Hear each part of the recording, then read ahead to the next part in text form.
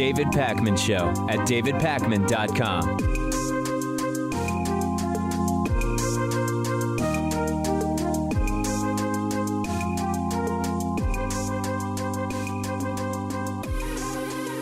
I have some truly horrible news today. The American car industry is crumbling under Donald Trump and Trump's administration. And I'm sort of in a weird place on this because I admit I haven't owned an American car since I was in high school and had a Jeep Grand Cherokee because, quite frankly, I've never thought American cars were that great, and I still don't. But my personal opinion doesn't really matter in the context of, I don't want American car companies to fail because I understand their importance to the American economy. I understand that a ton of jobs depend on the car industry, including not only the jobs at the car manufacturers themselves, but at the ancillary industries that are producing components for cars. And under Donald Trump, the American car industry is increasingly falling apart. And this includes just disastrous news from both Ford and General Motors. And I'm going to explain to you what has been announced, and I'll also explain to you how there's an attempt to couch it as just a really great thing when it's really not. So let's start with GM. GM announced in the last 24 hours that they're going to lay off 15% of their salaried workers. 15% of their salaried workforce will be laid off. 25% of executives are going to be laid off, and they are going to stop production at 5 plants in the United States and Canada. Now, not every detail is disastrous, and not every detail relates to Donald Trump. We can have a sort of more holistic understanding of what's going on here. So, for example, part of what GM is doing is they're no longer going to produce cars that don't do well, and they're going to refocus on self-driving vehicles, on electric vehicles, the waves of the future, more efficient trucks, and that's going to require moving some resources around. That part was well received, including by the stock market. Why? Because General Motors is going to save a ton of money. When you lay off 15% of your workforce, you save a ton of money. So for shareholders, this could actually be okay. But 15% of GM's salaried workers are going to be losing their jobs. And you've got in Ohio, for example, the Democratic and the Republican senators, Brown and Portman, respectively, as well as friend of the show, Congressman Tim Ryan, who's a Democrat. They're all pointing out, wait a second, Trump promised jobs would be coming back, but they're actually leaving. And then you've got the Trump tariffs on steel and on aluminum, and these are impacting not just General Motors, but also Ford. And I want to talk about Ford in this context as well. Ford is straight up having a terrible year, okay? Their stock price is down about 30%. Trump's tariffs have cost Ford about $1 billion. And again, Trump thinks that he puts tariffs on China so China pays. That's wrong. He puts tariffs on Chinese goods, so therefore American companies using those goods pay. So what is Ford doing? Basically the same thing as GM. They're cutting a ton of jobs, around 12% of its workforce. That's about 24,000 jobs worldwide, many in the United States. So yes, a lot of this is systemic. Self-driving cars are coming.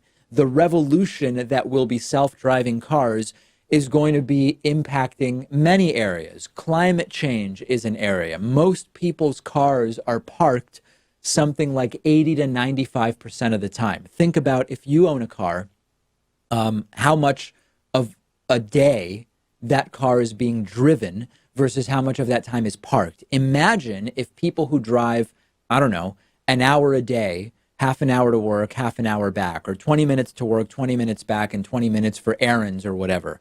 Imagine if instead of each of those people having a car, they simply had a car available for that hour a day that they need. Think about the reduction in emissions. Think about the reduction in car accidents. Think about the reduction in traffic. So this is a major, major revolution.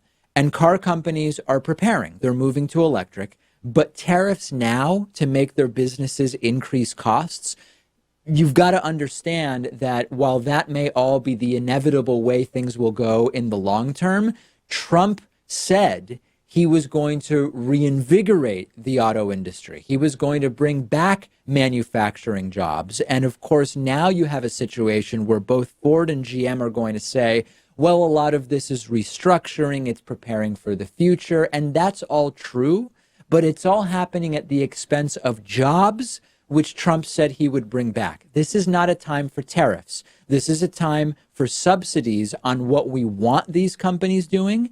It's time for subsidies on electric vehicles, subsidies on research for other fuels, and we've got to get rid of the subsidies on oil. Help these companies. And then, of course, you have to remember that a lot of the people that are being hardest hit by this, people in the Midwest, middle class, working class white people, those that believed Trump was going to be their guy, they supported Trump's election.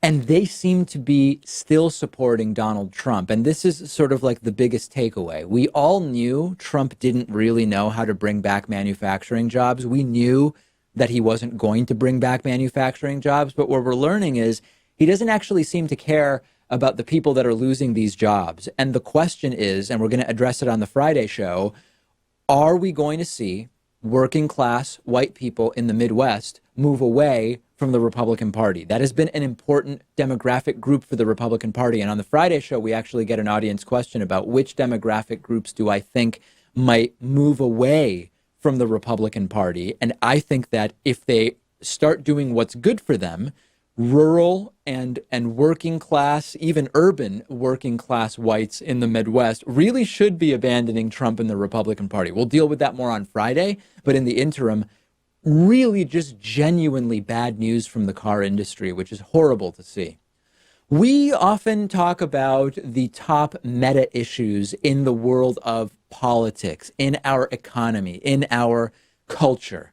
And I often name campaign finance. I talk about internet freedom. We talk about economic justice and inequality. And I mention climate change, because if your city's underwater, that's really bad for the economy.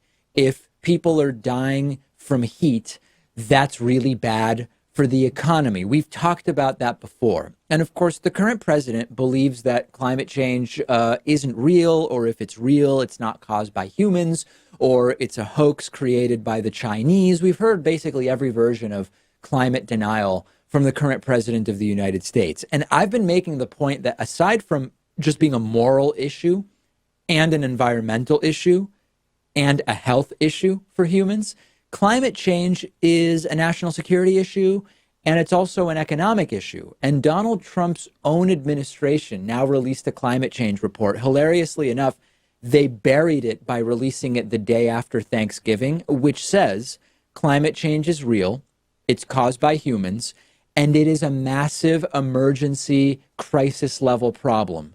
What does Trump say about his own administration's climate change report? Says he doesn't believe it. Says he doesn't believe this dire report about the state of climate change from his own administration. Take a look at what he had to say when he was asked about it the other day. I've seen it. I've read some of it, and it's fine. Did they say economic impact is devastating? Yeah, I don't believe it. You don't believe it? No, I don't believe it. And here's the other thing. You're going to have China and Japan and all of Asia and all of these other countries, addresses our country.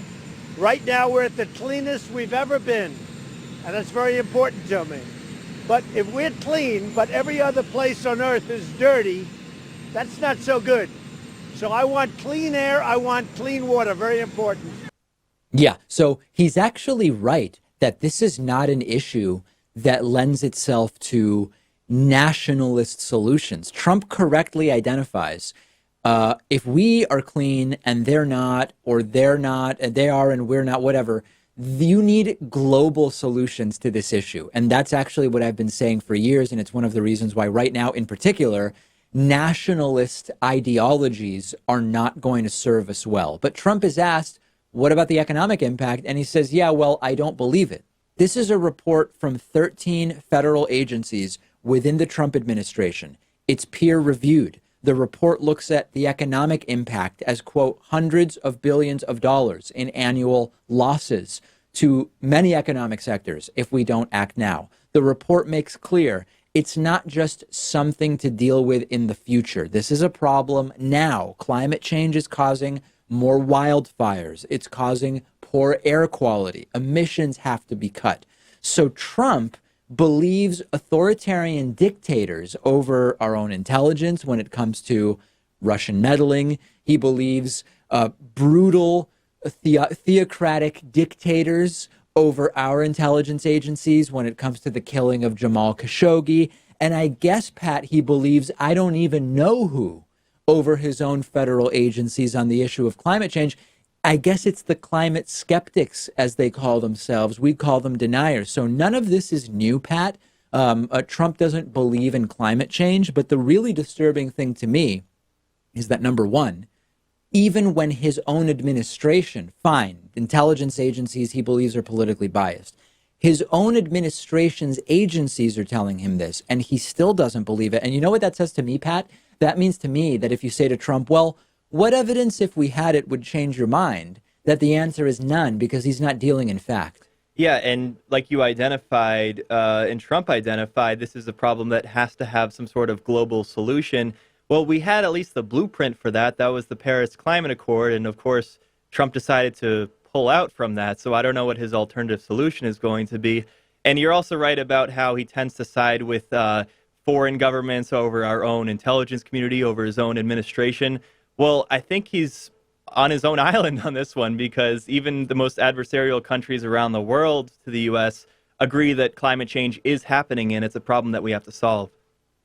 Yeah, it's not even like on this one we say Trump's position on climate change is that of these 6 authoritarian dictators from around the world, which, by the way, seems to be his position on issues related to press freedom and so many other things. Even those countries recognize the reality of climate change. This is an existential threat. This climate change is an existential threat to humanity. And Trump, as someone in a position of power in determining policy on this issue, is dangerous. And the worst part about it is that his voters aren't going to hold him accountable, which is why we need to by voting. And I don't know if we're going to do it. I really hope that we are. Send me your thoughts. What do you make of Trump not believing his own administration's climate change report? The show is on Twitter at David Pakman Show. I'm on Twitter at DPakman. And boy, do we have a good program for you today. The David Pakman Show at davidpakman.com.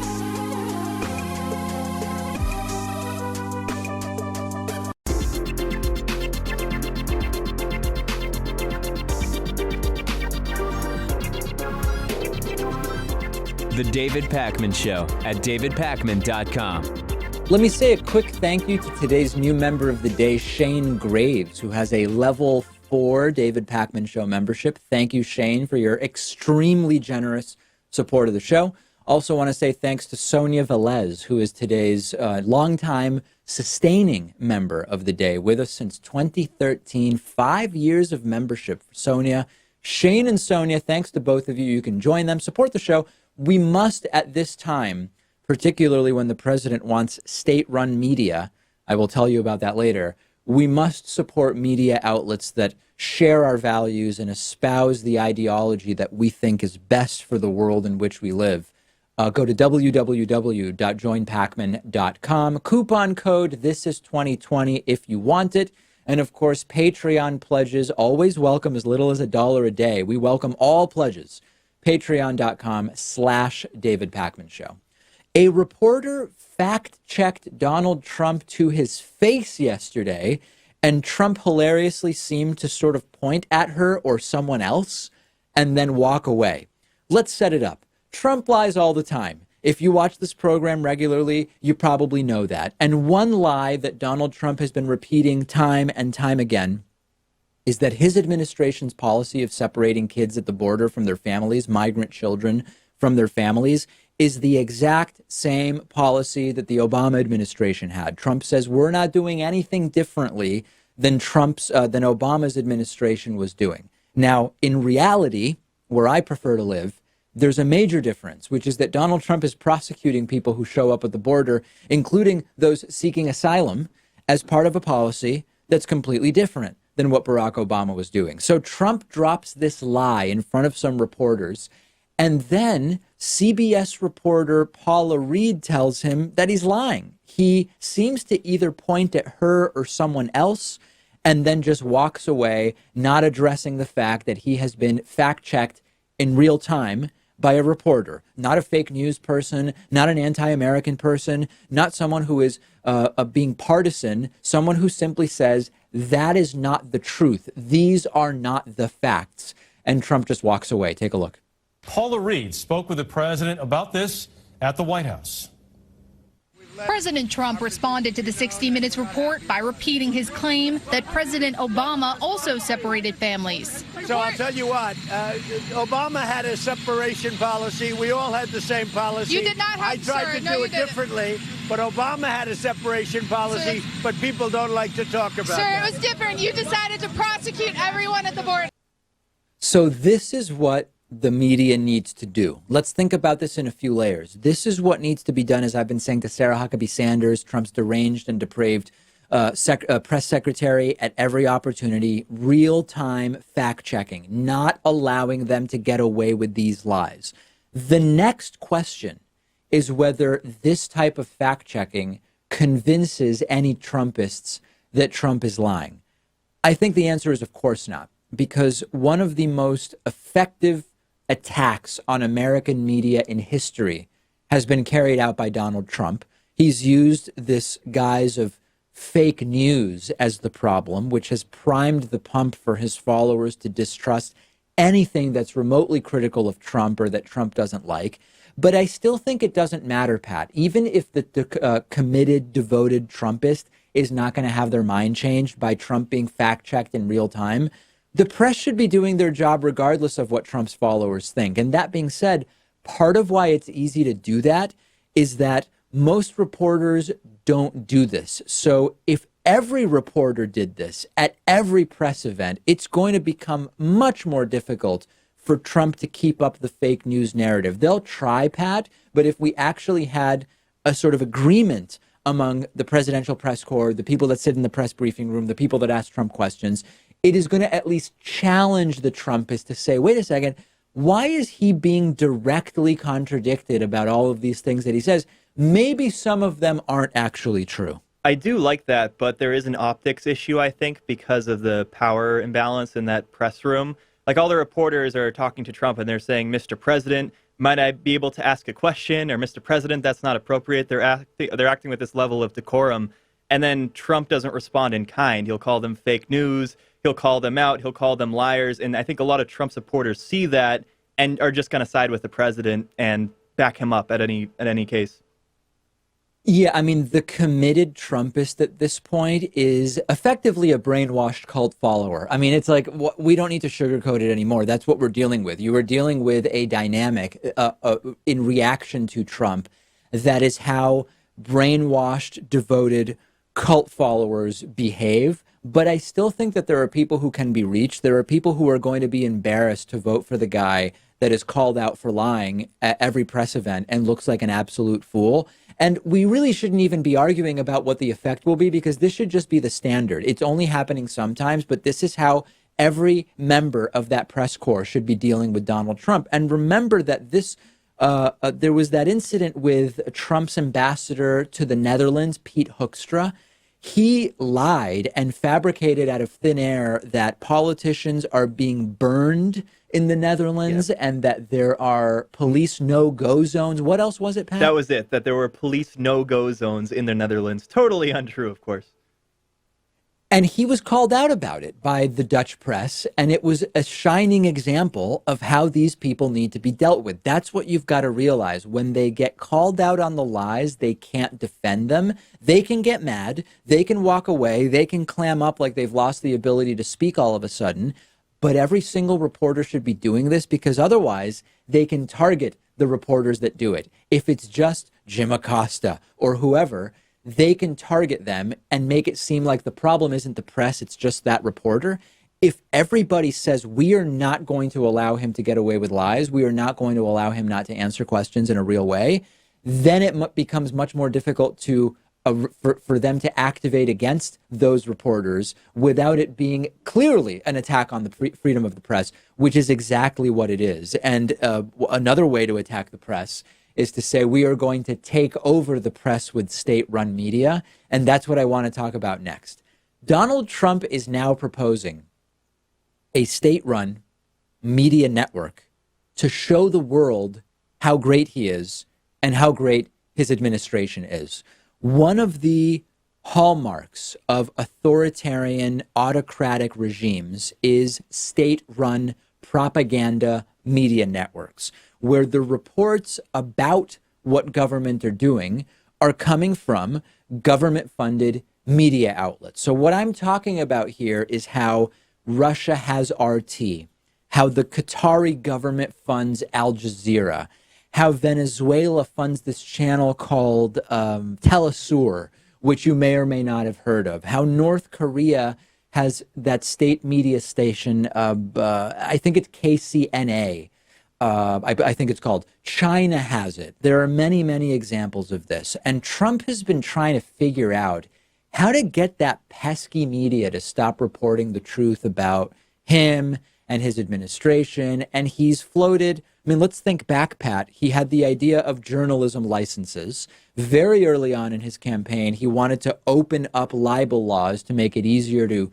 sue media outlets. He's threatened to shut down media that he doesn't like with an executive order. Doesn't appear as though that would be legal. I'm forgetting some others, I feel like. But remember, there is no bigger fan of free speech and a free press than Donald Trump.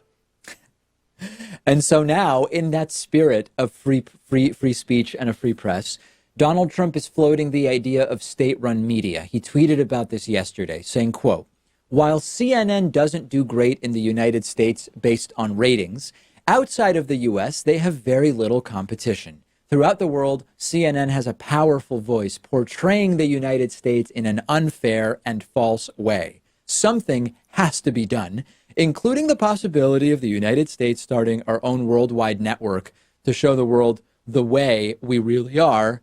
Great." That's right. The president is suggesting a pro-Trump state-run channel to show the rest of the world how great everything is in the United States and how great everything is that is done by the United States. It's effectively a ministry of propaganda, okay? Someone wrote to me saying, "David, we have this already. It's called Fox News." To which I said, well, yeah, we basically do have it. Although Fox News sometimes lets the truth slip out when Shep Smith is on the air, or sometimes when Chris Wallace is on the air. One time when Neil Cavuto was on the air, the truth slipped out. Trump state media would not allow that. It would just be all Trump all the time. And interestingly, this is just so funny because Trump clearly has no idea about this. The U.S. actually does sort of have this already. There is a network called Voice of America, which broadcasts around the world. And it's basically PR for the U.S. in foreign countries. Trump may be totally unaware of it. But even Voice of America's director, Amanda Bennett, said last year, she's not going to be manipulated by Trump. So it may be a sort of pro-U.S. worldwide network, but it's not going to be Trump's personal propaganda tool. So clearly Trump wants something here that's more like RT in Russia or KCNA in North Korea or Telesur in Venezuela. He's proposing things that normally the right says we have to be careful with. Like what happened, Pat, to the right saying it's dangerous when the government controls the media. But now Trump says it or Trump does it when it comes to other policies. And all of a sudden the right says either, oh, he's just kidding around, or it's no longer something we have to worry about. It's not a double standard because, of course, it's just okay when Trump does it. But do you remember in the early days of the Trump administration, Lara Trump launched the Real News Update? Those like 2 or 3 minute long Facebook videos. That's apparently still going on. So maybe we can scale that up. That could be the new propaganda arm that Trump is searching for. It's clearly what he wants, and this is what happens in authoritarian regimes. And the truth is that, if anything, we have the opposite problem. Like, yeah, you do see some critical reporting about Trump, but given what Trump is doing, there should be way more of that serious critical reporting about the disaster that is the Trump administration. And then I was reminded, imagine if a station that simply broadcasts every Trump speech without comment worldwide, every press conference that he gives, every executive order signing ceremony, but not with commentary. That would do more to turn the world against Donald Trump than you can imagine. And it's just a sign of the hypernormalization that we are experiencing a call by the president of the United States for state-run media. And it's like on the third or fourth page of the top news stories of the day online because of the hypernormalization that we've experienced. Something this nuts. Imagine if Obama did this. Imagine if Bush did this. It barely gets attention when it's happening in the Trump era. Follow The David Pakman Show on Instagram at David Pakman Show. Follow me at david.pakman. A lot of behind-the-scenes pictures, comments, highlighted comments from the audience, and much more. Quick break. Andrew Torrez will join me next to talk about court packing. What is it? Can Democrats do it? Should Democrats do it? The David Pakman Show at davidpakman.com.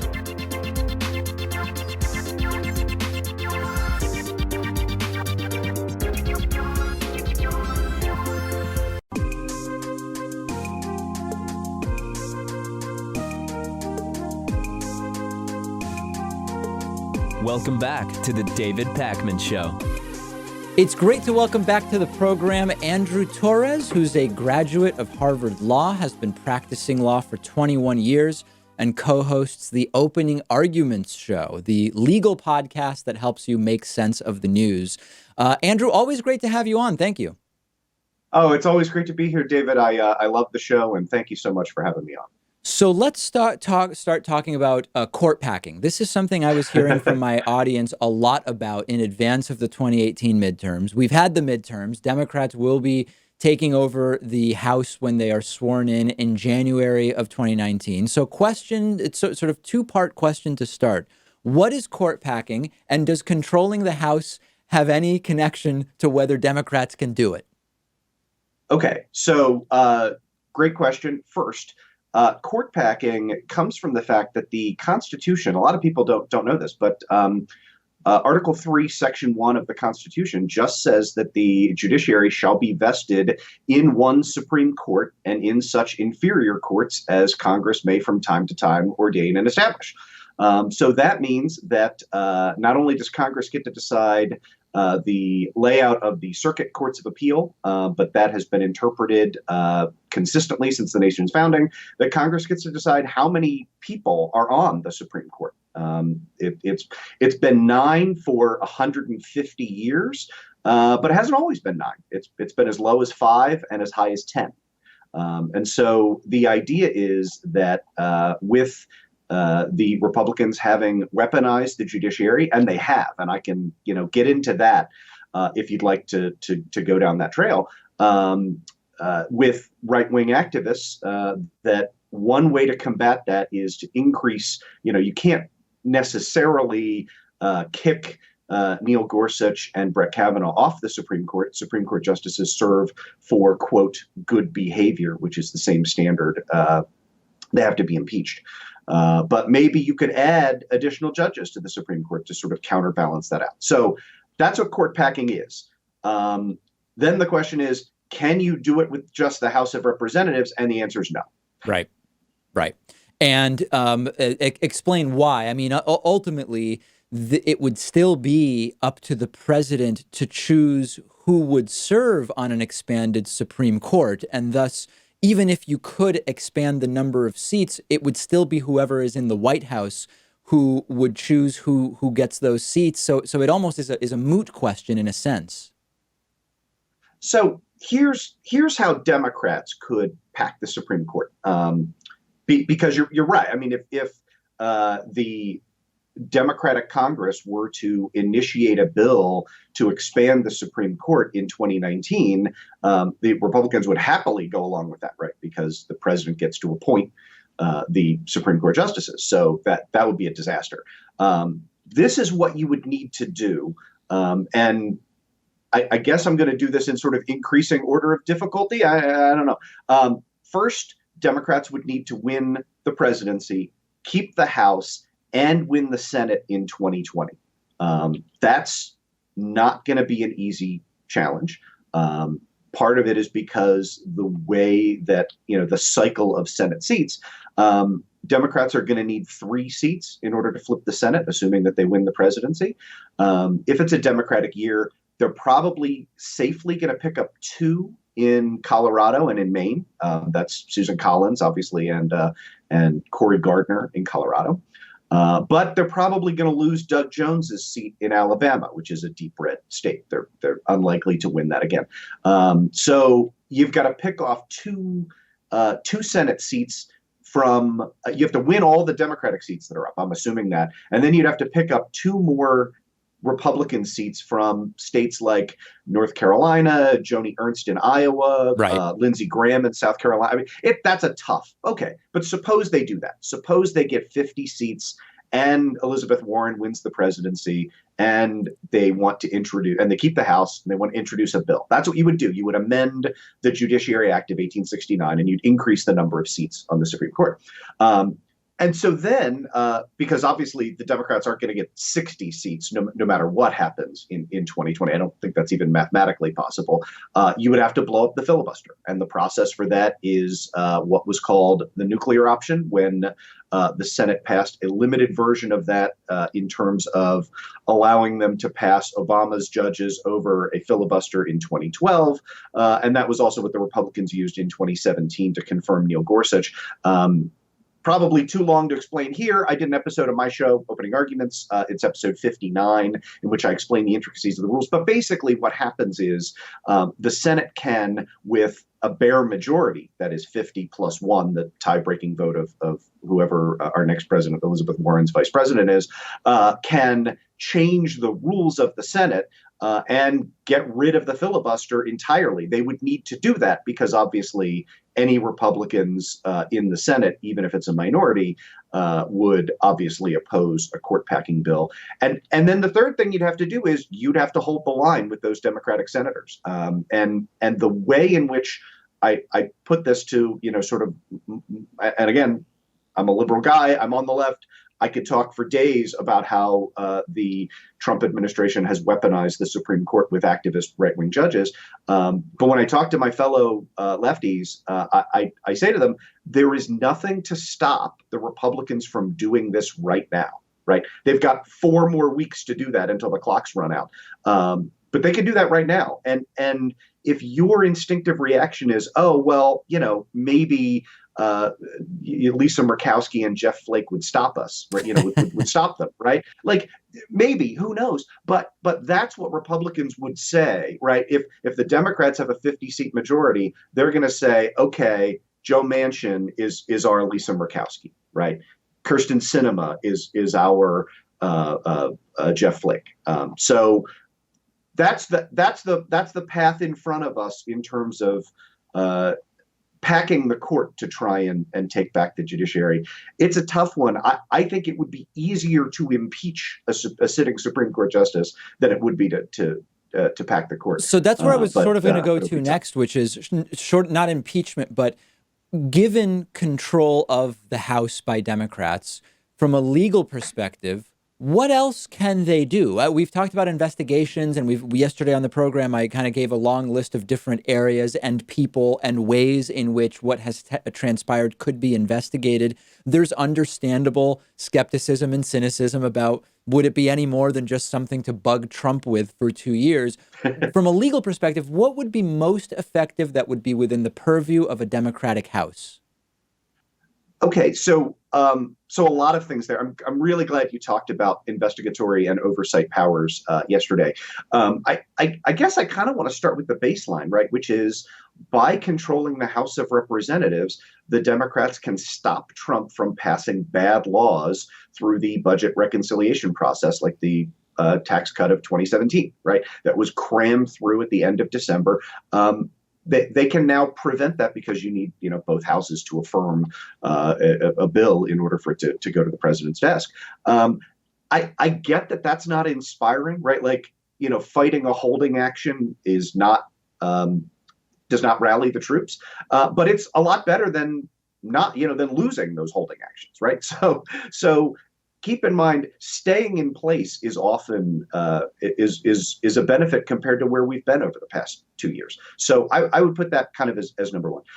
The second thing that I would point out is that there has been a difference, particularly in the Senate Intelligence Committee versus the House Intelligence Committee, right? Like, both are controlled by Republicans. The Senate Intelligence Committee is controlled by Richard Burr of North Carolina, and they have moved forward with the investigation regarding whether there was Russian collusion in the 2016 elections and Russian efforts to tamper with the elections. And I think that's, and again, look, like, Richard Burr is no friend of mine and nobody that we're likely to be lauding on our respective shows. No. But the Senate Intelligence Committee is run by grown-ups, right? The House Intelligence Committee was run by a pack of howler monkeys on the far right that literally the House Intelligence Report was a joke, right? I mean, it completely exonerated Trump. And so when I think about the area that I would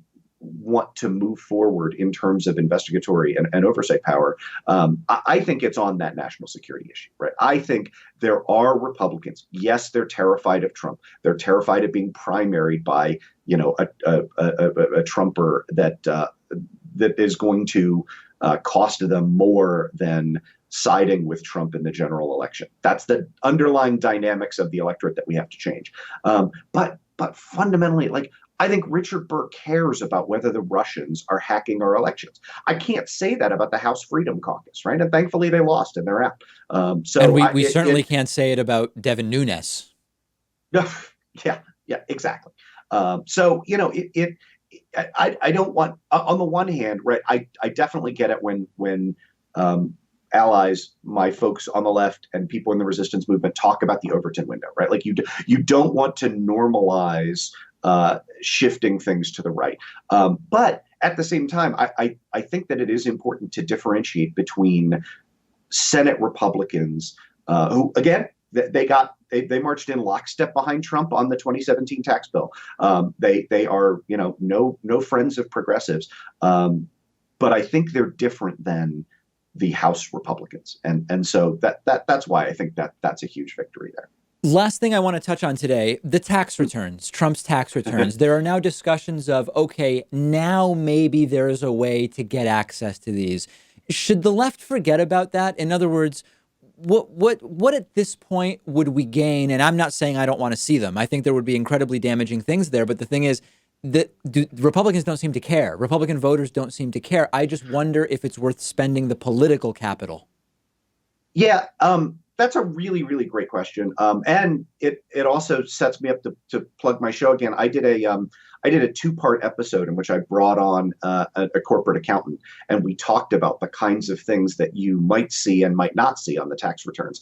And I would summarize that down to say, if there is, right, given the number of privately held LLCs and shell corporations that Donald Trump has, getting his personal tax returns is very likely to give us an incomplete or no picture, right? Like, there is a ton of evidence that is going to be easy to bury, even if we do get his personal tax returns. Now, that being said, I think we should get his tax returns. All right, and there is a provision of the IRS code that explicitly authorizes the House Investigatory Committee to disclose tax returns to other House committees or to the Senate. I talked about this on my show recently. And once that has been disclosed, there is a principle in the law. It's called the testimonial privilege. And basically what that means is that sitting members of the House and the Senate are immune from lawsuit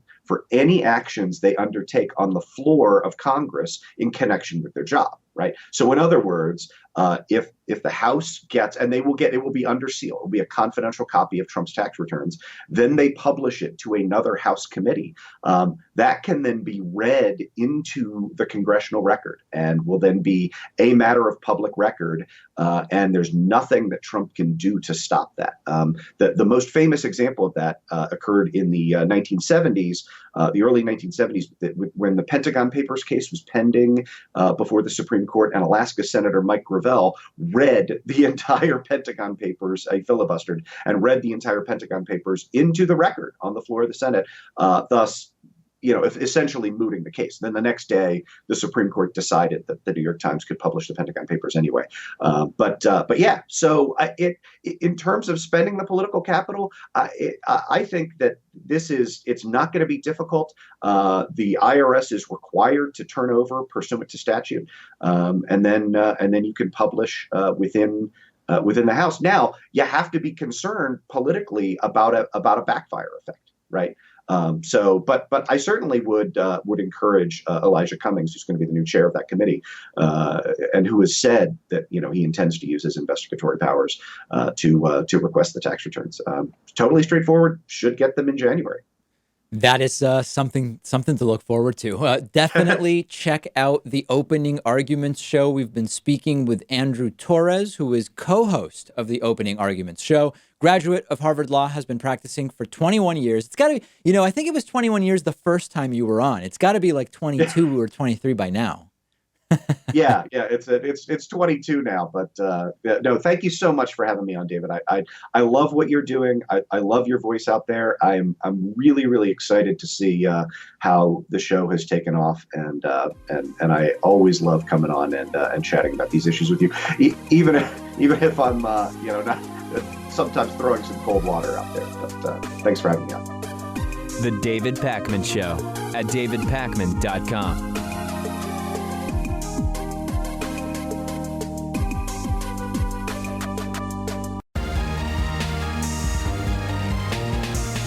The David Pakman Show at davidpakman.com. I'm going to tell you the story today of 33-year-old Honduran transgender woman Roxana Hernandez Rodriguez, who died in ICE custody. And if that's not bad enough, an autopsy has now revealed that she was beaten while in custody. She was at a privately operated detention center. We've talked before about how the government, different government agencies use these private contractors. So you've got like your standard private prisons, but then you also have detention centers like the one where Roxana was, run and operated by Core Civic. There are a few companies that do this for the government. They make a ton of money doing it.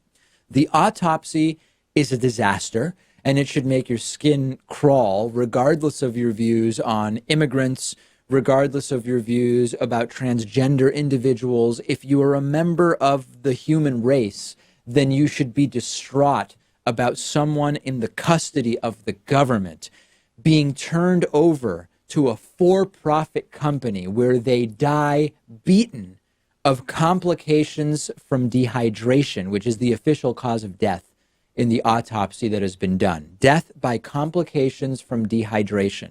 That is neglect. And it's criminal neglect. Deep bruising and the rest of it are another level altogether. And when the for-profit prison company was asked about it, the company's called Core Civic, like I mentioned, what did they say? They say that they take the health and well-being of people in their care seriously. Okay, I guess that's that, right? Now remember, Roxana was a refugee seeking asylum. It's really bad for LGBT people in El Salvador, in Guatemala, in Honduras. These are not good places for lots of people, actually, but particularly for LGBT individuals, and especially particularly for transgender individuals. She arrived at the Mexico border, the U.S.-Mexico border, on May 9th, seeking asylum. She was taken into custody in accordance with Trump's policy, was held for 5 days, transferred to a detainment facility, and she was dead within 3 weeks. And there are probably 4 to 5 different discussion angles here. I mean, we could talk, Pat, about why do we have privately run detention centers at all? Why do we have people making money with taxpayer funds for locking people up at a profit, right? These are not nonprofit institutions. We could talk about how this relates to the immigration issues and the total lack of empathy that goes. I don't even know where to address this issue because there's so much wrong with what's going on. Yeah, I mean, there is a lot of public support behind getting rid of private prisons, less so when it comes to abolishing ICE, but maybe we can start to build that support because ICE has only been around since 2003. We already have Customs and Border Patrol, and there are so many instances like this that we can point to and make a reason for getting rid of the agency altogether, I think. And what people have to understand is that these companies charge per detainee per day what you'd pay at not a nice hotel, not a really nice hotel, but like some of the best hotels, okay? And people are not getting really nice hotel treatment when they are at these detention centers. And some of them are ending up dead. And there's something about this immigration issue that is making some Americans turn into sort of psychopathic, bloodthirsty xenophobes. It's really difficult to get people to care about improper conditions at detention centers when there are those who believe we should be shooting immigrants at the border, right? It's going to be really hard. What do you expect when immigrants are dehumanized and transgender individuals are dehumanized? This is how it ends up. And I've seen the idea floated of we should get more leftists to work at these facilities, because if you get more leftists working at these facilities rather than some of these horrible people, you could bring a level of compassion that maybe would prevent this type of stuff from going on. The problem is, what progressive wants to work at these facilities? And I know that there are some. Of course, there's all political beliefs in an industry that's so big. But what about that? And it's like, who are you going to convince to do that? That's not where most progressives want to work. There are no excuses for this. There is no excuse you can even hypothetically dream up. It's disgusting. I hope that there are consequences, but it's not particularly likely, unfortunately. The next 2 years are going to be very uncomfortable for Donald Trump and his criminal cronies. And the investigations are going to get started rapidly when Democrats take over the House in January of 2019. The day after the midterms, I gave you a list of possible areas of investigation for Democrats to look at when they're sworn in and take control of the House in January.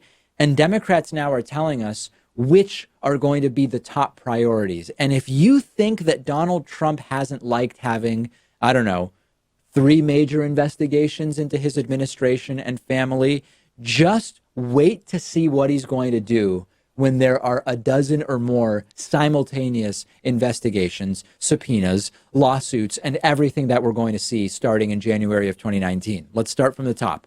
Soon to be chairman of the House Intelligence Committee, Adam Schiff, says that an investigation into Trump's financial ties to Saudi Arabia are going to be part of an upcoming investigation. This is going to expose a whole slew of conflicts of interest and even possibly constitutional emoluments problems for Trump. And all of this escalated recently because of Donald Trump siding with Saudi Arabia over the killing of journalist Jamal Khashoggi. That's number one. Number two, Schiff has made it clear that now that Devin Nunes is out of the way in the House Intelligence Committee and Democrats are going to be back in control, the House is going to reinvigorate that Trump-Russia probe, which the House Intelligence Committee ended. What did they say, Pat? No evidence of wrongdoing and just no reason to even interview all the witnesses and no problem with Devin Nunes running to Trump to tell him what they were doing. That one's coming back, and I'm very much looking forward to that. Well, it's certainly worth looking into. I just think that at this point, any major findings in the Trump-Russia situation is going to come from the Mueller probe as opposed to the House or Senate Intelligence Committee investigations. But I take your point, and I certainly welcome it. Democrats in the House Oversight Committee are going to look into Ivanka Trump's use of private email for government business, which might violate federal law. But her emails, right?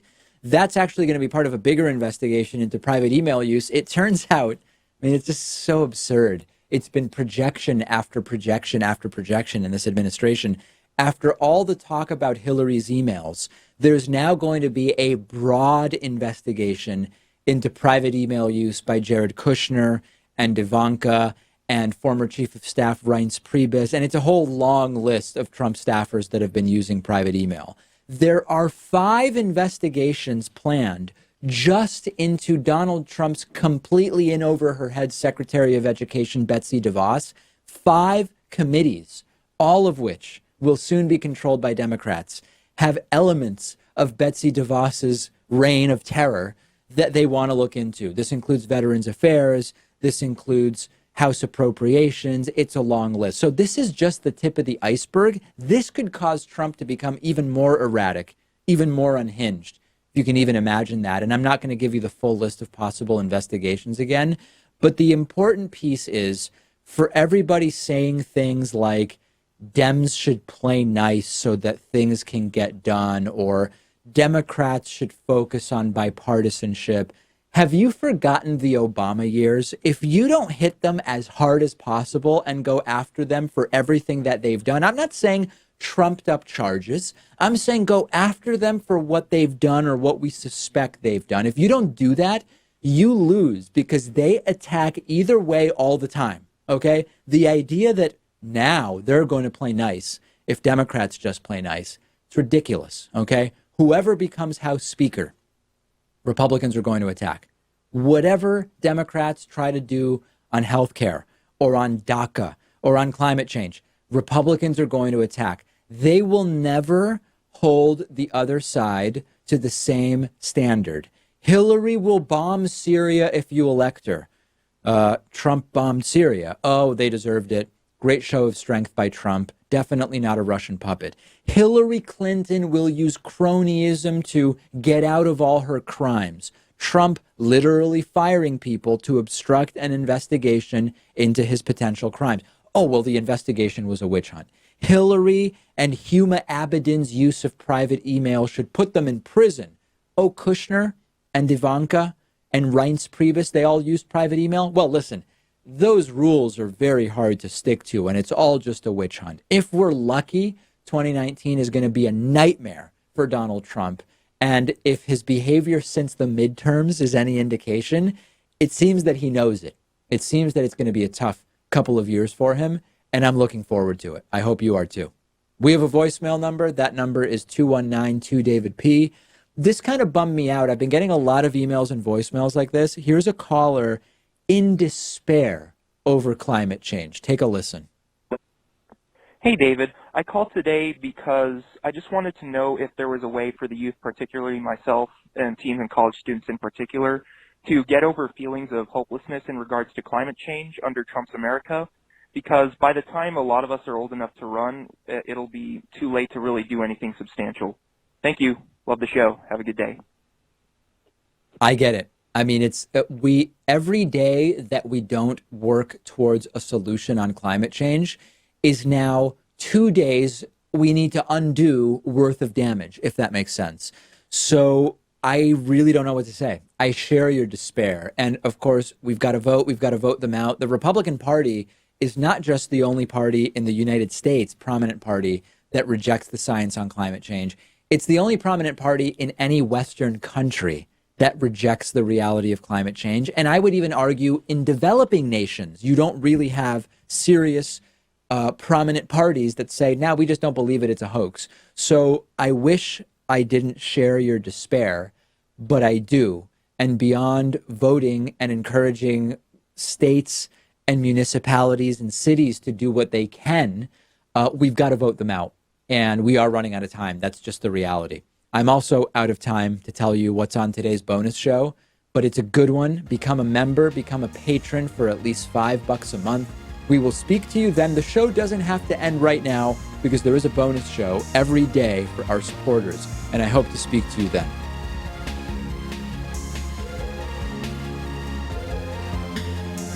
The David Pakman Show at davidpakman.com.